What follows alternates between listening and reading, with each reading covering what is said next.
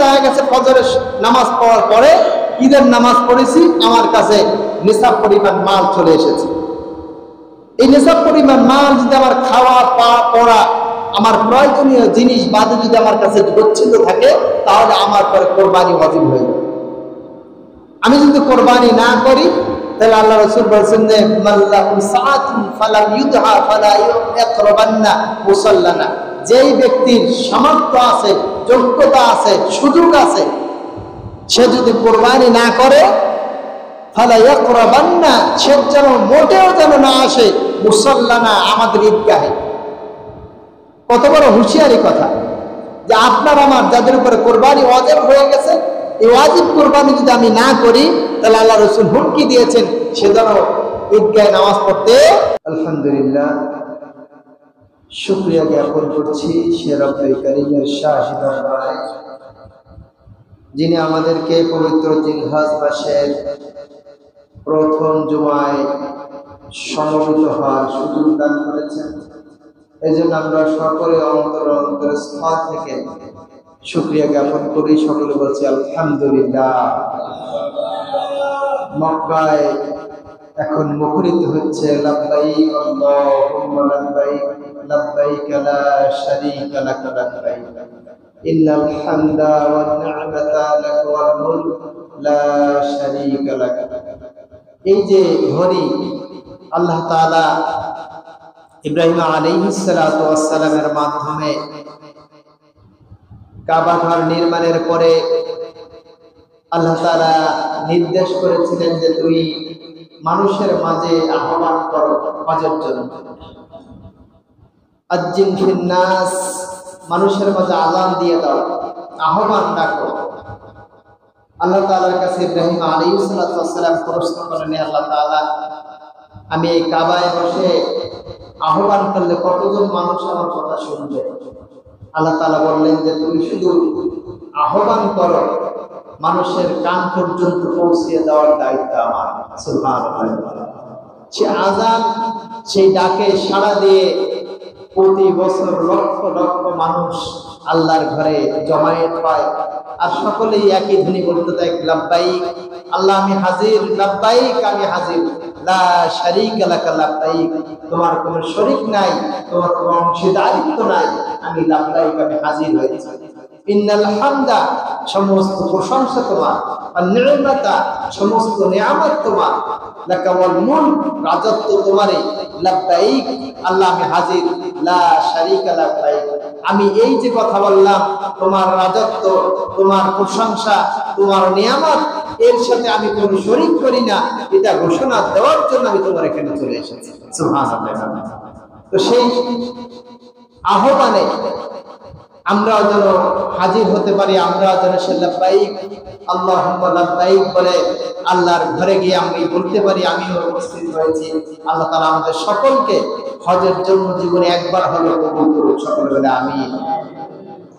সম্মানিত হাজিরিন, ইব্রাহিম আলাইহিস সালাতু ওয়াস সালামের স্মৃতি বিজড়িত এবং ইসমাঈল আলাইহিস সালাতু ওয়াস সালামের স্মৃতি বিজড়িত এই কুরবানি, যেটা আমরা বর্তমানে দিয়ে থাকি, আল্লাহ রাব্বুল আলামিন ইব্রাহিম আলাইহিস সালাতু ওয়াস সালামকে নমরুদের কাছ থেকে রক্ষা করার পরে সে বাবেল শহর থেকে চলে আসলেন ফিলিস্তিনে।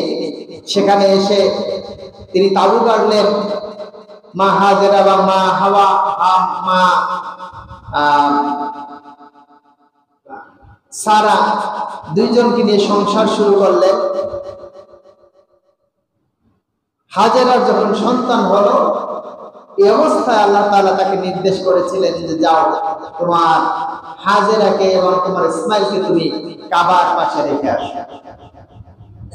সেখানে কোনো মানুষজন ছিল না, কোনো খাবার ছিল না, কোনো পানিও ছিল না। আল্লাহ তাআলা সেখানে রাখার নির্দেশ করলেন। মা হাজেরাকে সেখানে রেখে আসলেন। মা হাজেরা শুধু একটা প্রশ্ন করেছিল যে তুমি কি তোমার ইচ্ছা রাখছো নাকি আল্লাহর ইচ্ছায়? ইব্রাহিম আলাইহিস সালাম জবাব দিয়েছিলেন, আমি আমার রবের ইচ্ছা তোমাকে এখানে রেখে যাচ্ছি। দ্বিতীয় কোনো প্রশ্ন করেন নাই, তাহলে আমি কি খাবো, কোথায় থাকবো, কি পান করবো, এই ছোট্ট বাচ্চা কোথায় কি করবো, আমাকে ব্যবস্থা করে দিয়ে দাও, এই কথা বলেন না। তিনি বললেন যে যেহেতু তোমার রব, আমার রব এখানে তোমাকে নির্দেশ দিয়েছে রাখার জন্য, আমি সে রবের করে তাওয়াক্কুল করে এখানে থেকে গেলাম। সুবহানাল্লাহ। ভরসা কাকে বলে?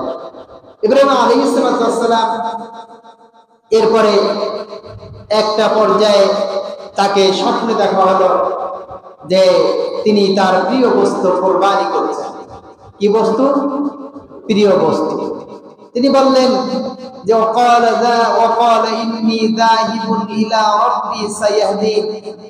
তিনি বললেন আমি নিশ্চয়ই আমি আমার রবের দিকে ধাবিত হচ্ছি, যিনি আমাকে হেদায়েত প্রদান করবেন। হেদায়েতের মালিক কে? আল্লাহ।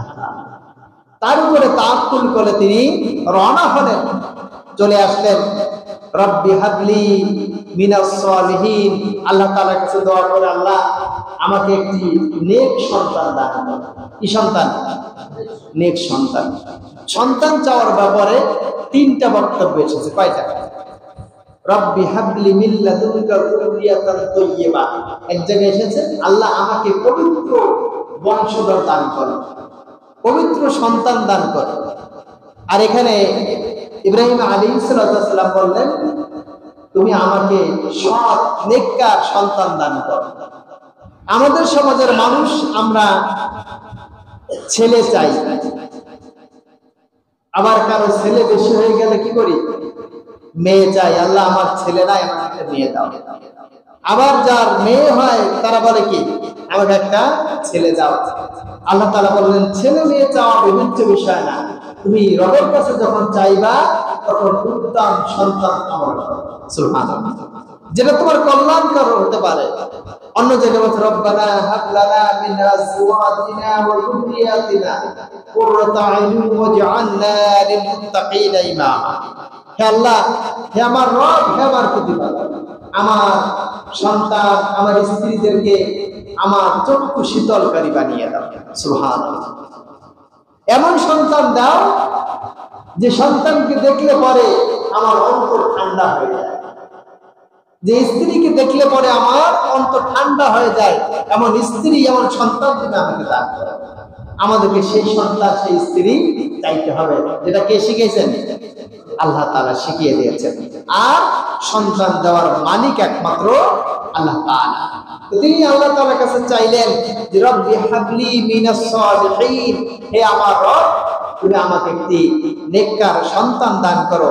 আল্লাহ তাআলা বললেন যে ফাবাশশারনাহু বিগুলামিন হালিম, ফাবাশশারনাহু আমি তাকে সুসংবাদ দিলাম, বিগুলামিন একটি সন্তানের, হালিম যিনি হচ্ছেন পরম সহিষ্ণু, তিনি পরম একেবারে ধৈর্যশীল। সুবহানাল্লাহ। সবরুন শব্দ অর্থ ধৈর্য, সাবিরুন শব্দ অর্থ ধৈর্যশীল। সাবিরুন যেটা আরেক গ্রেড উপরে ওঠে, তিনি হচ্ছেন হালিম, যে এমন ধৈর্যশীল যার মতন আর কোনোদিন ধৈর্যশীল হতে পারে না। এমন সন্তান আল্লাহ তাআলা সুসংবাদ দিলেন। কেন দিলেন? কারণ ইব্রাহিম আলাইহিস সালামকে আল্লাহ তাআলা পরীক্ষা করেছিলেন। এই পরীক্ষায় ইসমাঈল আলাইহিস সালামকে আল্লাহ তাআলা শামিল করবেন। এইজন্য আল্লাহ তাআলা তাকে সুসংবাদ দিলেন কি সন্তানের? হালিম ধৈর্যশীল সন্তানের সুসংবাদ দিলেন। আল্লাহ তাআলা তাকে সুসংবাদ দেওয়ার পরে এরপরে তাকে রেখে আসা হলো সে কাবার প্রান্তরে, জনমানবহীন, পানিহীন, খাদ্যহীন একটা জায়গায় রেখে আসা হলো তাকে, যেখানে কিছুই ছিল না। সেখানে রেখে আসার পরে এই সন্তান যখন একটু দৌড়াদৌড়ি করতে পারে, হাঁটাহাঁটি করতে পারে, বাটের আঙ্গুল ধরে এক কদম দুই কদম একটু দৌড়াতে পারে, ঠিক এই বয়স যখন উপনীত হলো তখন আল্লাহ তাআলা তাকে স্বপ্নে দেখাইলেন। فلما بلغ معه السعي قال يا بني إني أرى في المنام أني أذبحك فانظر ماذا ترى।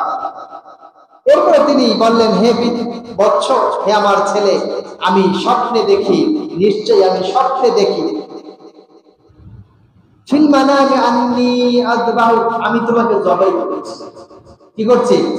জবাই করছি। ফানজুর মাযা তারা, তুমি এ ব্যাপারে কি অভিমত করো? সন্তানকে যখন এই কথা বললেন যে আমি তোমাকে জবাই করতে দেখছি, এ ব্যাপারে তোমার মতামত কি? তিনি জানতেন যে ছোট্ট হইলেও তার জানা ছিল যে নবীদের স্বপ্ন কখনো মিথ্যা হতে পারে না। নবীরা যেটা দেখেন সেটা কি সত্য স্বপ্ন।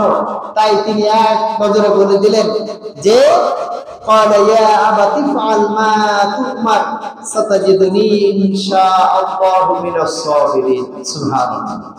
হে পিতা, আপনাকে যেটা নির্দেশ করা হচ্ছে সেটা আপনি বাস্তবায়ন করে দিন।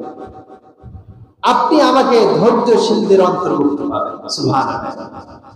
ইব্রাহিম আলাইহিস সালাম দোয়া করলেন যে আমাকে একটি নেক সন্তান দান করো, আর আল্লাহ তাআলা বলেন যে আমি তোমাকে একটি ধৈর্যশীল সন্তান দিলাম। এখন সেই ধৈর্যের পরীক্ষা দেওয়ার সময় চলছে। একটা সন্তান অনেক কষ্টের পরে সন্তান, এই সন্তানটা দেশেই সন্তান ছিল না। এই সন্তানটা এসেছিল, কেউ কেউ বলেছেন 85 বছর, 80 বছর, কেউ কেউ বলেছেন 90 বছর, কেউ বলেছেন 120 বছর বয়সে।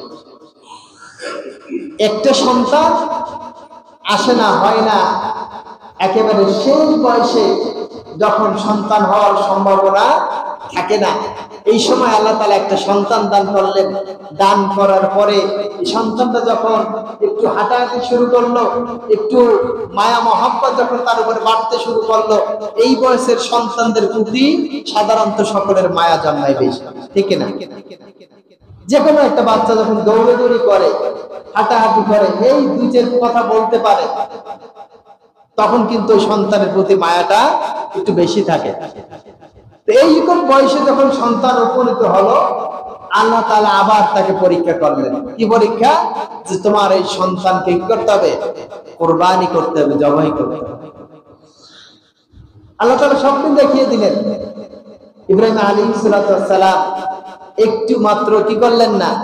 কুণ্ঠাবোধ করলেন না, চিন্তা করলেন না যে এতটুকু একটা সন্তান, আল্লাহ তাআলা তুমি সন্তানের পরিবর্তে তুমি অন্য কিছু আমার কাছে চাও, আমি সেটা তোমার জন্য কুরবানি করব। বলছিলেন? হ্যাঁ, বলেন। আল্লাহ তাআলা যেটা নির্দেশ করেছেন সেটাই তিনি বাস্তবায়ন করার জন্য 100 ভাগ প্রস্তুত হয়ে গেছে।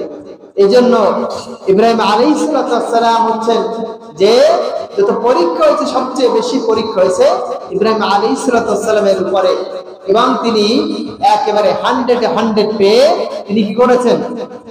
কৃতকার্য হয়েছেন, সফলতা লাভ করেছেন। ইব্রাহিম আলাইহিস সালাম এই জন্য বলা হয় যে মুসলিম মিল্লাতের পিতা। আমাদের মুসলিম জাহানের মুসলিমদের পিতা হচ্ছে ইব্রাহিম আলাইহিস সালাম।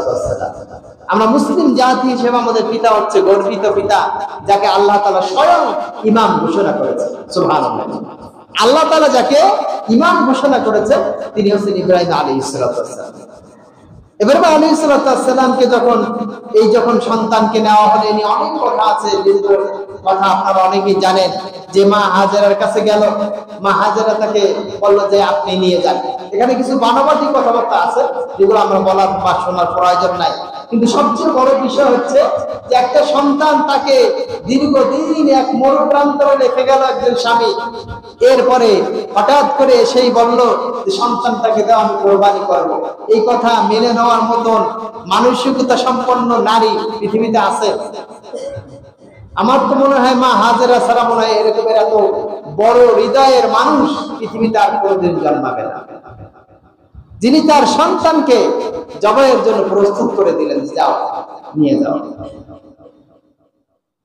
যারা হাজী সাহেবরা যাবেন তারা এই যে কঙ্কর নিক্ষেপ করবেন, যেখানে শয়তান ওয়াসওয়াসা দিয়েছিল, নানান ধরনের ওয়াসওয়াসা দিয়েছিল, মিনায় চিমিরা প্রান্তরে পাথর নিক্ষেপ করা শয়তানকে উদ্দেশ্য করে।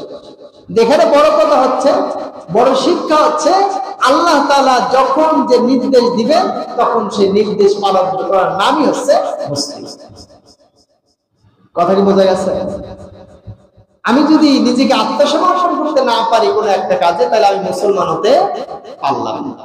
আমাকে স্বচ্ছ একজন মুসলমান হতে হলে আল্লাহর বিধানকে পরিপূর্ণভাবে আমার জীবনে বাস্তবায়ন করতে হবে।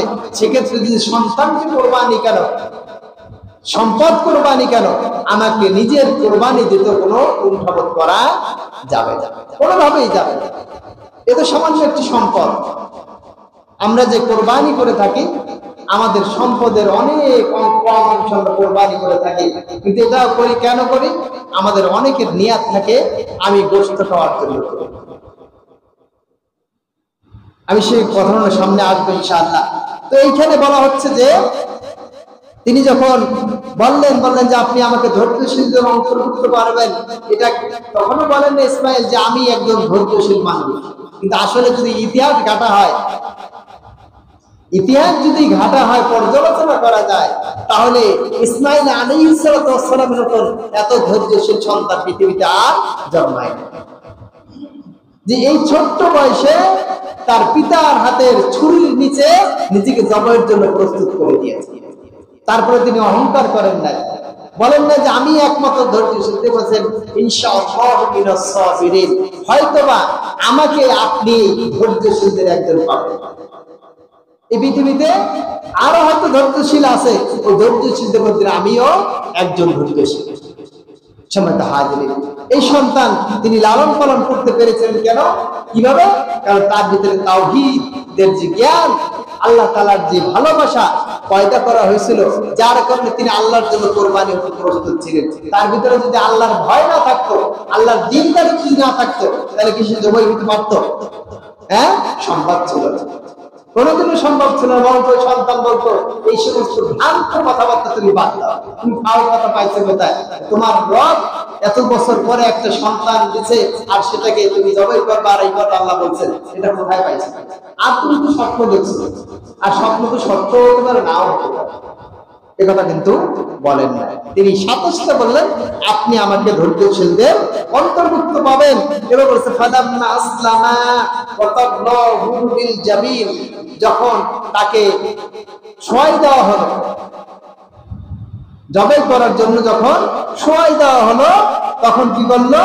ওয়ানাদাইনাহু ইয়া ইব্রাহিম, তখন আল্লাহ তাআলা উপর থেকে ডাক দিয়ে বলেন, হে ইব্রাহিম, কদ সাদ্দাকতা রুইয়া ইন্না কাযালিকা নাজজিল মুহসিনিন, ইব্রাহিম তুমি তোমার স্বপ্নকে বাস্তবায়ন করেছো, এটাই হচ্ছে মুমিনদের জন্য বড় পুরস্কার। সুবহানাল্লাহ। আল্লাহ তাআলা দেখতে চেয়েছেন কি বলেন তো? অন্তর দেখতে চেয়েছেন। আল্লাহ তাআলা ইসমাইলকে জবাই করার উদ্দেশ্য ছিল না। উদ্দেশ্য কি ছিল? দেখি আমার বান্দা তার সর্বোচ্চ স্যাক্রিফাইসটা আজকে করে কিনা, সর্বোচ্চ কোরবানি তুমি করতে প্রস্তুত কিনা। তার তো সন্তান হয় না, তার কোনো সন্তান নাই, আমি একটা সন্তান দিয়েছি, এই সন্তানটা দেখি সে কোরবানি করে কিনা, দেখি এই পরীক্ষায় সে পাস করে কিনা। আল্লাহ তাআলা দেখলেন এবং তিনি পরীক্ষা প্রমাণ করে দিলেন যে আল্লাহ তাআলা আমি তোমার সকল পরীক্ষায় উত্তীর্ণ হওয়ার জন্য প্রস্তুত। সুবহানাল্লাহ। আমরা তার সন্তান হিসেবে আমরা কি প্রস্তুত? আমাদেরকে ঈমানি পরীক্ষা দিতে হবে। ঈমানি পরীক্ষা না দিয়ে করা যাবে না, গ্রেড পরিবর্তন হবে না, ক্লাসিফাই পরিবর্তন হবে না, আর ভালো মুমিন হওয়া যাবে না। যে যত পাক্কা মুমিন তার তত পরীক্ষা তত কঠিন। সবাই হাজির, আল্লাহ তাআলা বললেন যে আমি কি করলাম, তা তোমার সত্যকে তুমি বাস্তবায়ন করেছো। ইন্না কাযালিকা নাজজিল মুহসিনিন, এভাবে আমি মুহসিনদের, যারা সৎ কর্মশীল তাদেরকে আমি পুরস্কার করি। ইন্না হাযা লাহুয়াল বালাউল মুবিন, এটা ছিল বড় একটি সুস্পষ্ট একটি পরীক্ষা ছিল। আল্লাহ তাআলা সুস্পষ্ট পরীক্ষা বলেছেন ওয়াফাদাইনাহু বিযিবহিন আযীম, আর আমি কি করেছি, ইসমাঈলের পরিবর্তে তার অন্য একটি প্রাণী দিয়ে তার কোরবানিকে আমি সফলতা দান করেছি। সুবহানাল্লাহ। ইসমাঈলকে যখন শোয়াইলেন, যখন ছুরি চালাইলেন, এই ছুরি চালাতে গিয়ে তিনি কোনো কুণ্ঠবোধ করেন নাই। এরপরে তিনি দেখলেন যে ইসমাঈলকে কোরবানি করছে কিন্তু কোরবানি হচ্ছে না। আল্লাহ তাআলা এই মুহূর্তে জান্নাত থেকে একটি দুম্বা এনে সেটা কি করলেন, ওইখানে দিয়ে দিলেন, এবং ইসমাঈল আলাইহিস সালামের পরিবর্তে ওই দুম্বাটা জবাই হয়ে গেল, কোরবানি হয়ে গেল। আল্লাহ তাআলা ইব্রাহিমের কোরবানিকে কবুল করে নিলেন। সুবহানাল্লাহ। আল্লাহ তাআলা এজন্য বলেছেন লা ইয়ানালুল্লাহু লুহুমহা ওয়ালা দিমাউহা ওয়ালাকিন ইয়ানালুহু তাকওয়া। বলছে তোমরা যে কোরবানি করো, পশু জবাই করো, এই পশু জবাই করার যে রক্ত মাংস তোমরা নেও, বলছে রক্ত আল্লাহর কাছে পৌঁছায় না, মাংস আল্লাহর কাছে পৌঁছায় না। কি পৌঁছায়? তোমার ভিতরে যে তাকওয়া আছে, ভিতরে যে অনুভূতি আছে, এটি আল্লাহ তাআলার কাছে পৌঁছায়।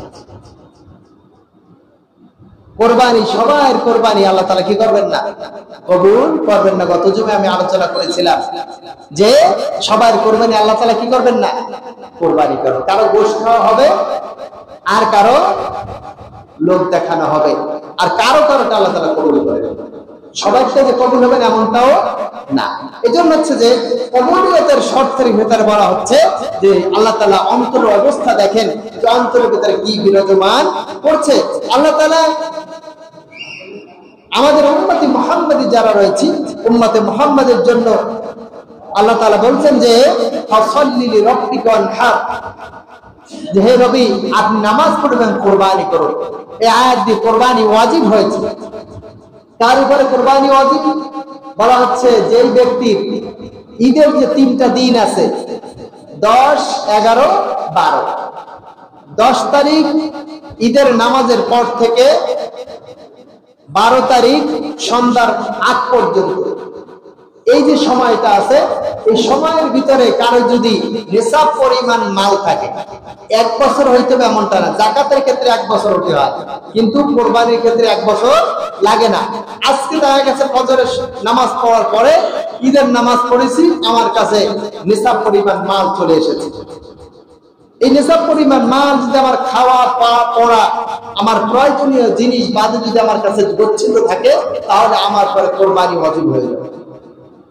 আমি যদি কোরবানি না করি, তাহলে আল্লাহ রাসূল বলেছেন যে মাল্লাহু সাআতুন ফালাম ইউদহা ফালা ইয়াকরাবান্না মুসাল্লানা, যেই ব্যক্তির সামর্থ্য আছে, যোগ্যতা আছে, সুযোগ আছে, সে যদি কোরবানি না করে, ফালা ইয়াকরাবান্না, সে যেন মোটেও যেন না আসে মুসাল্লানা, আমাদের ঈদগাহে। কত বড় হুঁশিয়ারি কথা যে আপনার আমার যাদের উপরে কোরবানি ওয়াজিব হয়ে গেছে, এই ওয়াজিব কোরবানি যদি আমি না করি, তাহলে আল্লাহ রাসূল হুমকি দিয়েছেন সে যেন ঈদগাহে নামাজ পড়তে না আসে। অথচ আল্লাহ রাসূল নামাজের জন্য সবচেয়ে বেশি তাগিদ দিয়েছেন। কি করেছেন? নামাজের জন্য বেশি তাগিদ দিয়েছেন। অথচ আল্লাহ রাসূলই বলছেন যে আমার মুসল্লা যেন সে না আসে। এখন হিসাব করে দেখেন যে বর্তমানে যে নিসাব 85,000 টাকা, সর্বসাকুল্যে কত হাজার? 85,000 টাকা। এইটা নাই এমন লোকের সংখ্যা কম না বেশি? হ্যাঁ,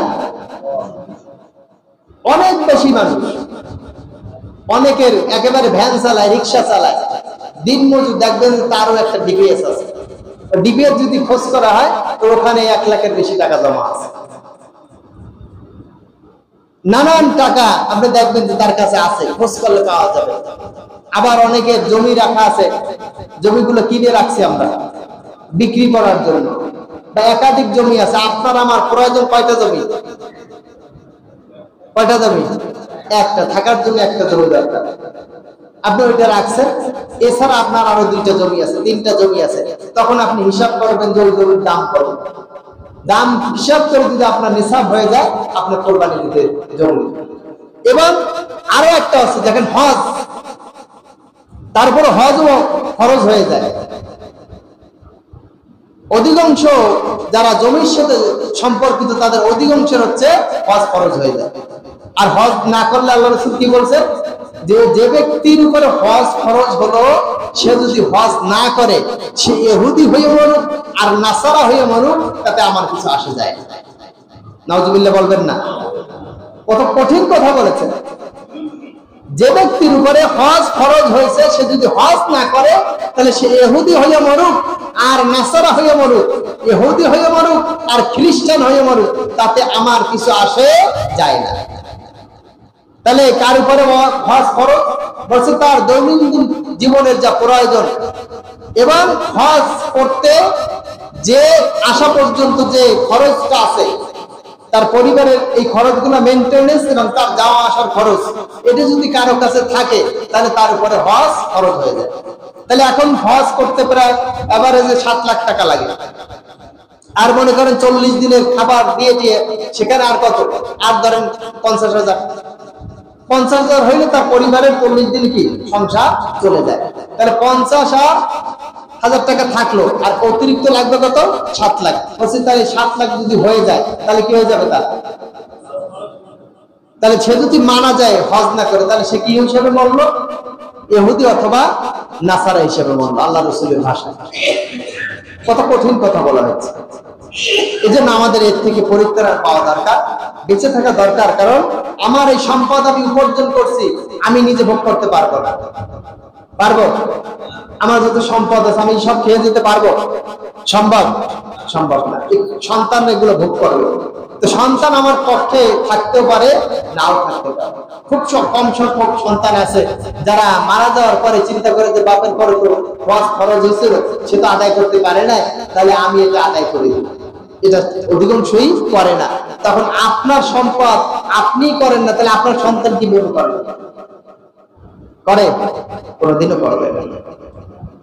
এই জন্য আল্লাহ রাসূল সাল্লাল্লাহু আলাইহি ওয়াসাল্লাম বলেছেন যে তাহলে যার উপরে কোরবানি ওয়াজিব, সে যদি কোরবানি না করে তাহলে সেদিন আমার নামাজ মুসল্লায় না আসে, ঈদগাহে না আসে। আল্লাহ রাসূল সাল্লাল্লাহু আলাইহি ওয়াসাল্লামের এই হাদিস থেকে প্রমাণ হয় যে যার উপরে মানে কোরবানি ওয়াজিব, তার অবশ্যই কোরবানি করতে হবে। এখন কোরবানি আমার সামর্থ্য আছে, আমরা অনেক সময় চিন্তা করি যে আমি আমার 5,000 টাকা দিয়ে আমি একটা কোরবানি করব, বা 10,000 টাকা দিয়ে একটা কোরবানি করব। এখন 10,000 টাকা দিয়ে যদি আমি কোরবানি করি, তাহলে আমি তো আসলে আমার যে সংসারে যে লোকজন আছে তাতে তো হবে না। এই চিন্তা করে কোরবানি দেওয়া যাবে? হ্যাঁ, দেওয়া যাবে না। আবার অনেকে কাজ করে যে আমার তো সামনে মেয়ে বিয়ে, তাহলে এখন মেয়ে বিয়ের কারণে আমার তো কোরবানি দিতে হবে, কোরবানি ওয়াজিব আর মেয়েও বিয়ে দিতে হবে। তাহলে এক কাজ করি, এই মেয়ের বিয়ের উদ্দেশ্য করে কোরবানিটা দিয়ে, এটা হবে না। এইটা হবে যে আপনি কোরবানি দেওয়ার পর নিয়ত করলেন যে আমি কোরবানিতে দিয়ে দিয়েছি, এখন গোশত আছে, আর আমি গোশতটা এদিক সেদিক খরচ না করে, আমার তো সামনে খরচ আছে, তাহলে আমি এই খরচটা এখান থেকে বাঁচাই দিই, এটা হবে। আপনি নিয়ত করে কোরবানি করে না করে বিয়ের উদ্দেশ্যে কোরবানি করবেন, এটা হবে না। কথা কি বলছেন কিনা? সময় তো হাজির। এই জন্য আমার আপনার কোরবানি করতে হবে একমাত্র কার জন্য? আল্লাহর জন্য। আল্লাহ তাআলা বলেছেন, কুল ইন্না সলাতি ওয়া নুসুকি ওয়া মাহইয়ায়া ওয়া মামাতি লিল্লাহি রাব্বিল আলামিন। হে নবী আপনি বলুন, আমার নামাজ, আমার কুরবানি, আমার হায়াত, আমার মওত কার জন্য? কার জন্য? নাকি অন্য কারোর জন্য? হ্যাঁ, বলছে আমার নামাজ হচ্ছে একজনের জন্য, কোরবানি হচ্ছে আরেকজনের জন্য, আর আমার হায়াত হচ্ছে একজনের জন্য, আর মওত হচ্ছে আরেকজনের জন্য। ভাগ করে দিলাম, করা যাবে? হ্যাঁ, সব কার জন্য?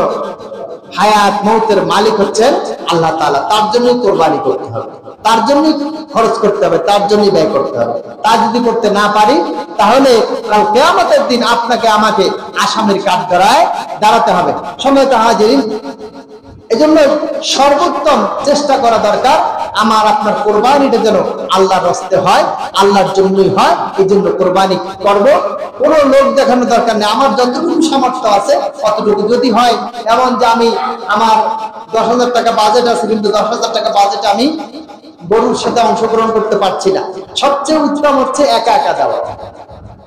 কারণ কার মনে কি এটা আমি আপনি কেউ জানি না। কেউ কেউ বলেছেন যে যদি অন্য নিয়ত খারাপ থাকে তাতে আরেকজনের কোনো সমস্যা না, কিন্তু তারপরও বিশেষ তাকওয়া অবলম্বন করে আপনার আমার উচিত একা একই কোরবানি করা। যদি আমি গরু না পারি তাহলে কি করব? ছাগল দিয়ে করব, যতটুকু সম্ভব সেটা দিয়ে করব। এখন 7 ভাগে দিতে আপনি যদি জেলে শুনে সুদখোর, ঘুষখোর, হ্যাঁ, অবৈধ ইনকামকারীর সাথে কোরবানি করেন, তাহলে আল্লাহ কবুল করবেন? করবেন না। না জেনে যদি আপনি করেন সেটা আপনার ভিন্ন কথা। এই জন্য একাকি দেওয়া ভালো।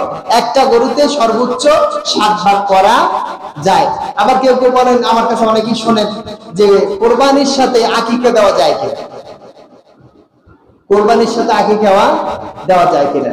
আকিকার সুন্নাত পদ্ধতি হচ্ছে যে যখন একটা সন্তান জন্মগ্রহণ করে, এই সন্তান জন্মের 7 দিনের দিন, কোন দিন? 7 দিনের দিন। 7 দিনের দিন একজন পিতা তার পক্ষ থেকে একটা আকিকা করবেন। ছেলে হইলে 2টা, মেয়ে হইলে 1টা।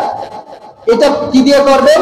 আল্লাহ রাসূল দেখাই গেছেন, বকরি দিয়ে করেছেন, ছাগল দিয়ে করেছেন, গরু দিয়ে আকিকা করেছেন, এটা কোনো রেকর্ড নাই।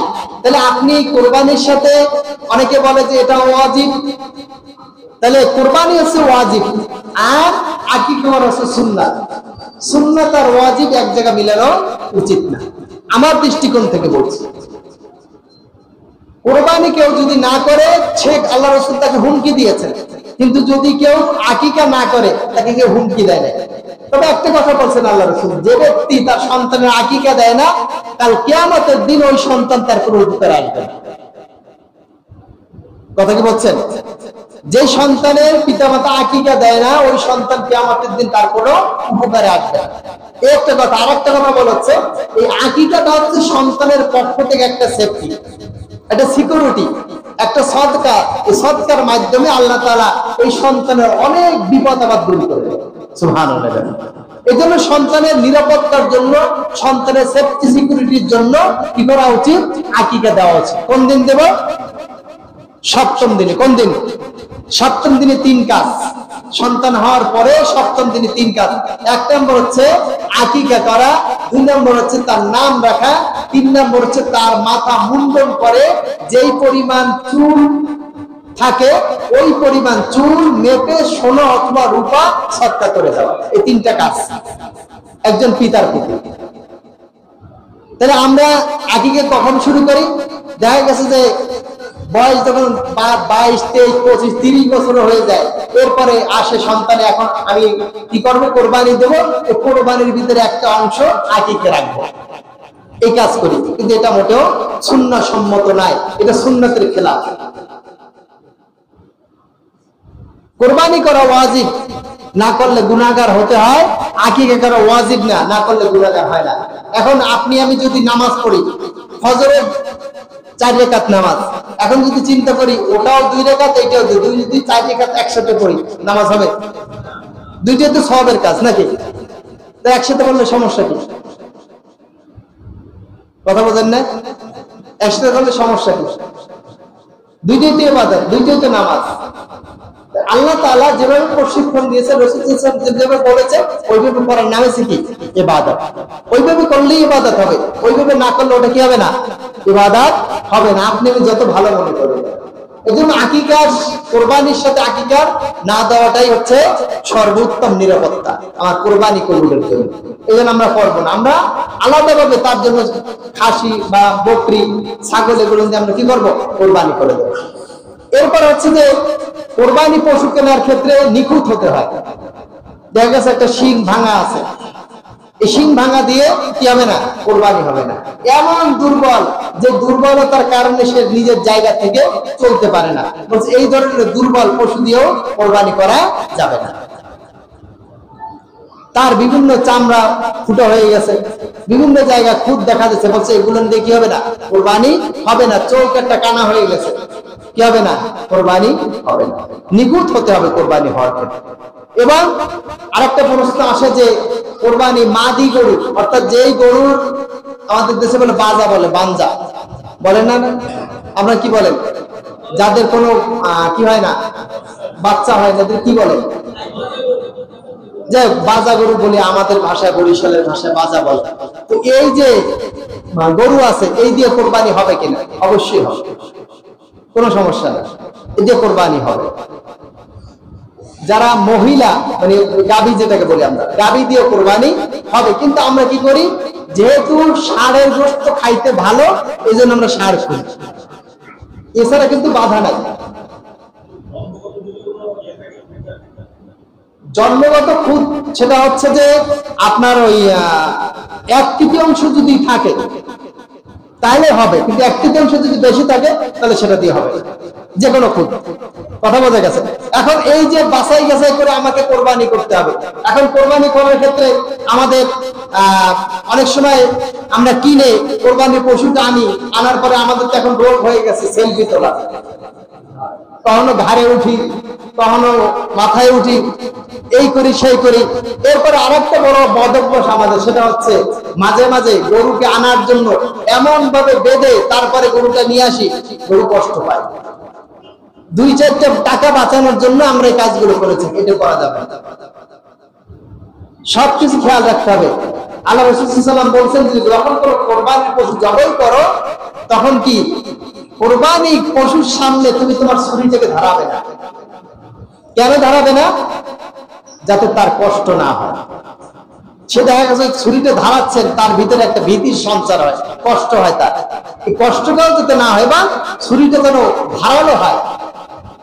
ছুরিটা কি হয় যেন ধারালো হয়, যেন আপনি ছুরি দিয়ে জবাই করতে যায় যেন পশুর কষ্ট না হয়, এটাও আল্লাহ রাসূল শিক্ষা দিয়ে গেছে। সুবহানাল্লাহ। এই জন্য আমাদের সবকিছু বিবেচনা করে সবকিছু দেখে কোরবানি কি করতে হবে, আমাদেরকে দিতে হবে। ইনশাআল্লাহ আমরা আগামী দিনে এ নিয়ে আরো বিস্তারিত কথা বলবো। এখন এতটুকু বলি যে যাদের সুযোগ আছে, সামর্থ্য আছে, প্রত্যেকেই কোরবানি দিবেন। যদি না দেন তাহলে কিন্তু আপনি আমি আসামির কাঠগড়ায় দাঁড়িয়ে যাব। যতটুকু সুযোগ আছে ততটুকু দিয়ে আপনারা দেওয়ার চেষ্টা করবেন। এরপর আমাদের একটা গুরুত্বপূর্ণ আমল আছে, 9 জিলহজের অর্থাৎ ইয়াউমুল আরাফার একটা আমল আছে। আল্লাহ রাসূল সাল্লাল্লাহু আলাইহি ওয়াসাল্লাম বলেছেন, আন্নান নবী সাল্লাল্লাহু আলাইহি ওয়াসাল্লাম قال عن صوم ইয়ামুল আরাফা। আল্লাহ রাসূল সাল্লাল্লাহু আলাইহি ওয়াসাল্লামের ব্যাপারে বলছেন যে আরাফার রোজার ব্যাপারে বলা হয়েছে।